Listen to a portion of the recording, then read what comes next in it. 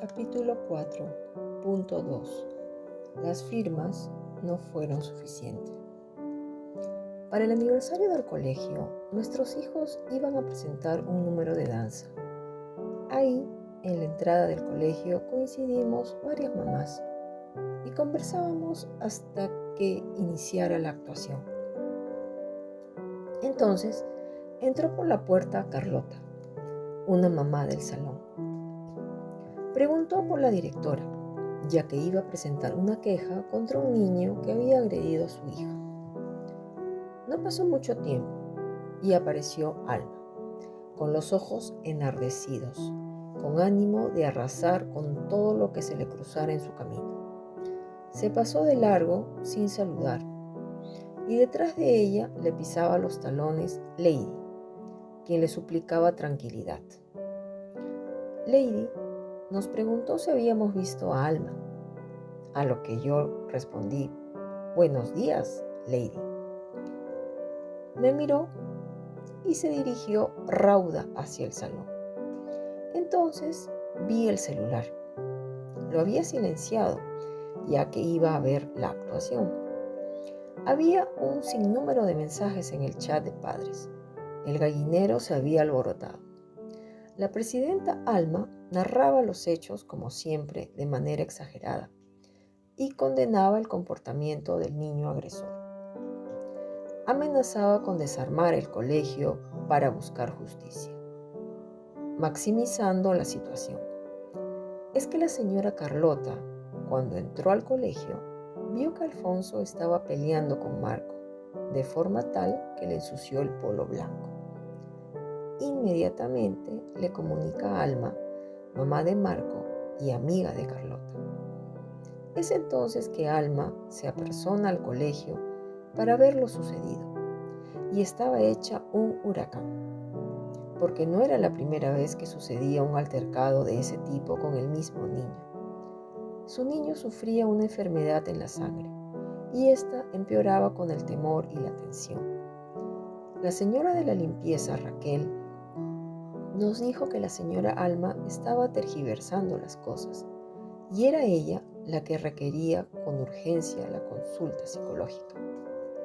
Después me enteré que Alma fue a reclamar y levantar la voz al profesor, de tal manera que el docente rompió en llanto. No contenta con su actuar, se dirigió a Alfonso a increparle su actitud para con su hijo de una manera prepotente. Entonces, al percatarse que se había pasado de la raya con el niño, intentó recuperar la compostura y, para enmendar su falta, lo llevó al kiosco y le invitó a un refrigerio. Lady estuvo con ella en todo momento, intentando suavizar la situación, pero sus intentos fueron inútiles. Cuando se calmó la tempestad, supo comunicar a los padres que, a pesar del mal comportamiento del niño, ella había tenido a bien invitarle un desayuno, ya que el niño le había manifestado que no había desayunado, y que la madre del niño, la señora Marie, lejos de agradecerle, se había puesto malcriada y le había expresado que en lo sucesivo no le invite nada a su menor hijo. En realidad, lo que pasó fue que Alfonso narró todo lo que realmente había ocurrido, y como es lógico, su madre estaba furiosa por la manera como habían tratado a su hijo. Entonces, Alma se propuso sacar a Alfonso del colegio. En una primera instancia, comunicó a los padres que era prioritario enviar un escrito a la dirección con las firmas de todos pidiendo que se cambie al niño Alfonso para el turno tarde, ya que, debido a las continuas agresiones contra otros alumnos, la convivencia en el aula se había tornado imposible. Y si seguíamos así, podría ocurrir un percance. El comité redactó un primer escrito en el cual solicitaban a la dirección el cambio de turno del niño. Después, redactaron un segundo escrito pidiendo a la dirección que solicite a la madre de Alfonso la constancia de atención psicológica y suministro de medicación. A través del chat de padres, nos exhortaron a firmar unos papeles que nos enviarían y luego colocarlos en un sobre manila y devolverlos al día siguiente. En una primera instancia, decidí no firmar el papel porque pensaba que el cambiarlo de ambiente al niño no iba a solucionar nada. En la segunda instancia, donde iba dirigido a la madre para que lo atendiera al niño, ahí sí firmé. Para esto, en el chat de padres, yo había reaccionado con un emoticón a un mensaje en el cual se apoyaba al niño. De inmediato recibí una llamada de la señora Alma, como de costumbre, inquisidora sobre el tema, argumentando que gracias a Alfonso el profesor no avanzaba las clases como debía ser, ya que se había convertido en el niñero del niño. El niño salía al baño y no regresaba. Se paseaba por todo el colegio. Ese niño pedía una atención especial a gritos, y era una lástima que nadie podía darse cuenta de ello, y que debía firmar forzosamente el papel por el bien de nuestros hijos, a lo cual le respondí que no firmaría, que debían buscar otra solución. Ya cuando se hizo el segundo escrito y el 99% de los padres firmó, se entregó en la dirección. Llamaron a la madre del niño para pedirle la constancia de atención psicológica de su niño. Ella alegó que trabajaba todo el día y no podía llevarlo, pero en vista de la situación era imperativo atenderlo. Y ahí quedó todo, con la promesa de una madre para el bienestar de su hijo. La situación en el aula no cambió mucho. El niño, de cuando en cuando, ocasionaba desorden, uno que otro incidente leve con algún alumno, pero nada radical que significara un verdadero cambio. Sobre este tema, que es muy delicado, debo decir que me sentí muy identificada. En el año 2008, mi hijo mayor estaba en 6º grado de primaria. Desde el kinder, la maestra me pidió que lo lleve a un especialista, ya que no seguía las indicaciones. Lo llevé a un neurólogo, que después de un electroencefalograma y evaluaciones psicológicas, determinó que mi hijo tenía hiperactividad con déficit de atención, que era necesario que vaya a las terapias de atención y concentración, aprendizaje y conductual. Y así lo hice durante todos esos años. Pero en 6º, no sé si sería porque entraba en la adolescencia, mi hijo empeoró en su conducta. Hubo muchas llamadas de atención, varios incidentes con otros alumnos. En el último de ellos, él trajo a 2 compañeros a la casa para hacer una tarea. Recuerdo que ese día llegamos temprano a casa, su papá y yo. Todo parecía estar bien. Al día siguiente recibí una citación de la coordinadora. Resulta que uno de los compañeros de mi hijo, desde la PC de mi hijo, le escribe a otro compañero puras groserías de alto calibre y de índole sexual. Mi hijo en ese momento se percata de lo sucedido, se ríe y no le da importancia al hecho. Pero la mamá del otro chico lee todos los mensajes obscenos y se comunica con la coordinadora, reenviándole todos los mensajes. Y fue la gota que derramó el vaso para mi hijo.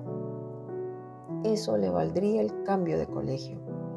¿Qué le costaba a la mamá del chico agredido, a la señora Roca, llamarme y decirme lo que había pasado? Un diálogo de madre a madre.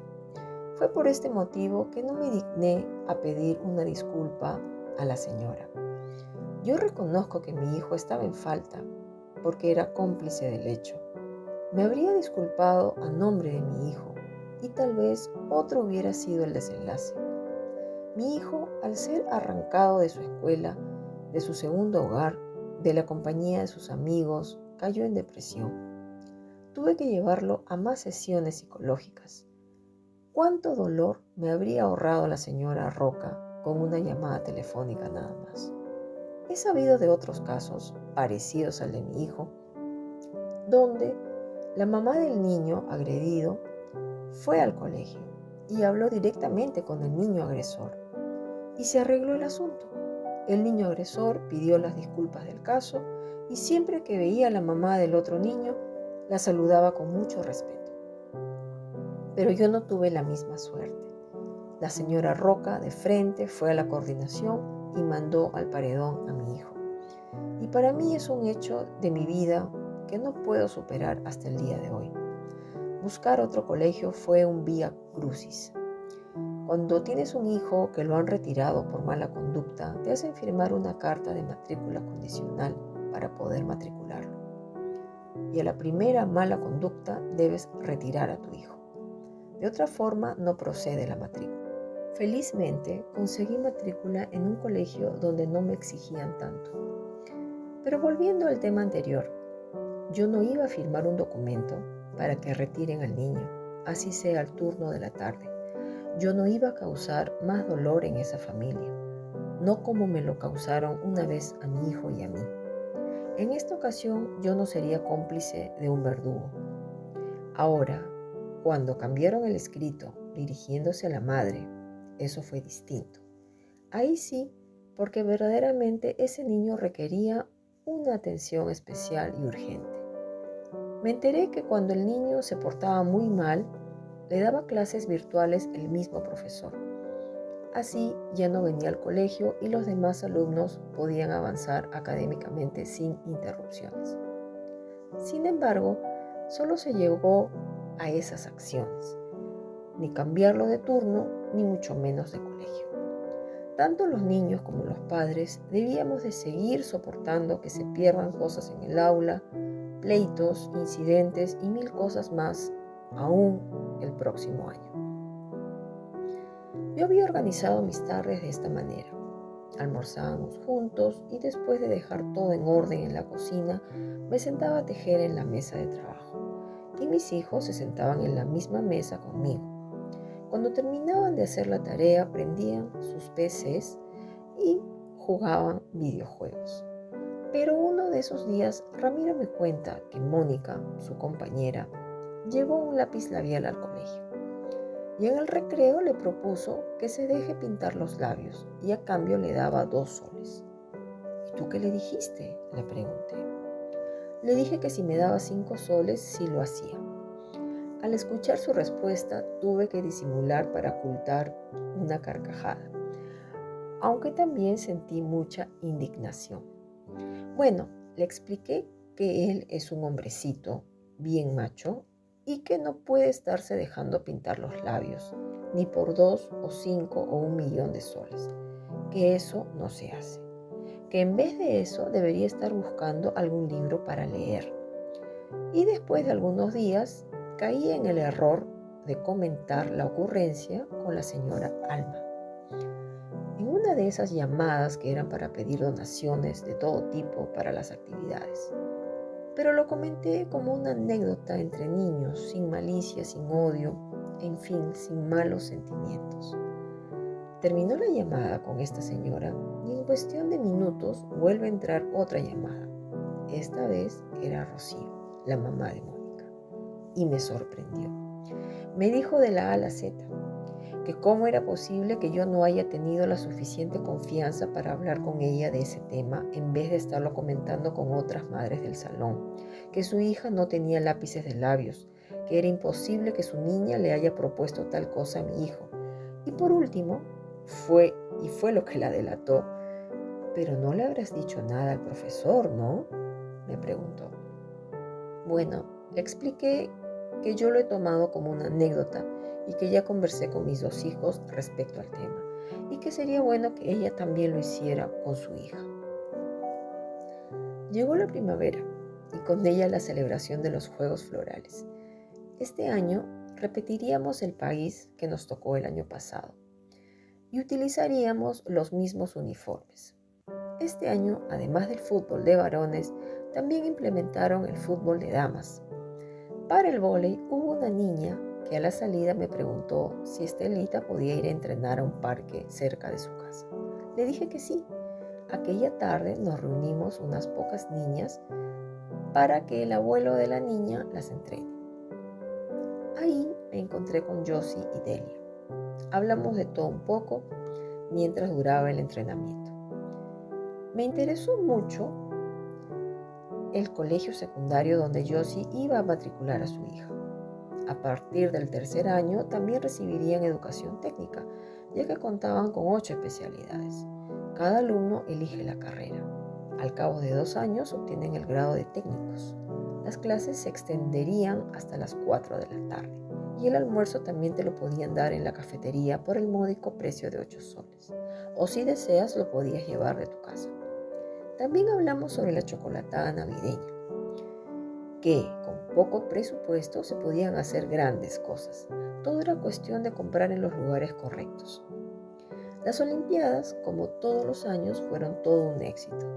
La unión, el compañerismo, el coraje, el esfuerzo por alcanzar la victoria, todo ese sentir se vivía en aquellos días. Como era tradición, la gran final se vivió en la casa del vecino, a la cual asistíamos las mamás acompañando a nuestros hijos, para que pasen unas horas de sano deporte y esparcimiento. Para la celebración de la canción criolla, los alumnos tuvieron que aprenderse de memoria el vals criollo Caballero de fina estampa, de Chabuca Granda. Mis hijos trajeron a casa la letra de la canción escrita en un papel. Yo la busqué en internet y la reproducía tantas veces como podía para que ellos se la aprendieran de memoria. De paso me la aprendí yo también. Fuimos al mercado para conseguir el disfraz de dama antigua para Estelita, para que baile el vals con sus compañeros. El día de la actuación todo salió muy bonito, a pesar de que no faltaron las críticas por parte de algunos padres en cuanto a la elección de la canción. A mí me pareció formidable. Una manera de que nuestra música criolla se cultive en las futuras generaciones es precisamente haciéndoles que las escuchen. Así, al conocerlas, no tardarán en amarlas también. Son parte de nuestra historia, parte de nuestra identidad y nuestra cultura. Aquel mismo 31 de octubre, me llamó Delia para preguntarme si iba a salir con mis hijos para pedir dulces por el Día de Brujas. Le dije que sí, que nos encontráramos cerca de un supermercado por mi casa. A la hora indicada llegaba Nancy, la hija de Delia, con un disfraz súper original de fantasma con lentes y sombrero. Un disfraz que llamó la atención de todos. Hasta fue fotografiada y salió en la revista vecinal. Todo un acontecimiento. Ramiro se vistió de pirata con el parche en el ojo y saco negro. Estelita quiso personificar a un angelito con alitas y aureola. Empezamos a recorrer las calles, unos tramos en auto y otros a pie. En una de esas me encontré con la señora Katiuska, del nido donde estuvieron mis hijos entre 2016 y 2018, una persona muy estimada para mí. También su hija había tenido una reunión por el Día de Brujas en casa de una compañera de su colegio. Vi a un grupo de niños, todos disfrazados, entonces reconocí a Catalina, la hija de la señora Katiuska. Luego la vi caminando a ella, la saludé. Como siempre, ella tan amorosa, les envió saludos a mis papás. Bueno, mientras caminaba con Delia y nuestros hijos, ella me contaba de cómo llegó al Perú, de sus primeros empleos, de cómo venció el COVID-19. Conversamos muy amenamente y entonces hablamos del comité de aula. La escuché atentamente. Habían temas que verdaderamente parecía increíble que estuvieran pasando, pero yo le creí todo. Esta mujer extranjera era un pan de Dios. Injustamente habían abusado de su bondad. En primer lugar, ella decidió pertenecer al comité para apoyar a los niños, pero también porque tenía temor de que la cambiaran a su niña para el turno tarde, debido a que algunos se habían quejado de la excesiva cantidad de niños matriculados en la mañana. Ella pensaba que así, al ella ser útil, no iban a cambiar de turno a su niña. En segundo lugar, ella era quien tenía que hacer todas las diligencias, porque Alma trabajaba de sol a sol, Noelia lo mismo. Lady tenía que atender a su niño, que también llevaba terapias, y Celina era el mismo caso, ya que tenía un niño en el nido que también llevaba terapias y citas médicas periódicas, ya que es un niño inclusivo. Así que casi toda la carga de mandados recayó en ella, y ella cumplía con todo lo que le encomendaba. Había dado su palabra. Yo me había dado cuenta de algo de que se quejaron otras mamás. Se notaba un autoritarismo, una imposición por parte del comité. Pero no le di importancia. Pensé que los papás estaban exagerando o que eran problemáticos. Pero no, sí tenían razón. Nunca hubo encuestas, para nada. Simplemente el comité tomaba una decisión y punto.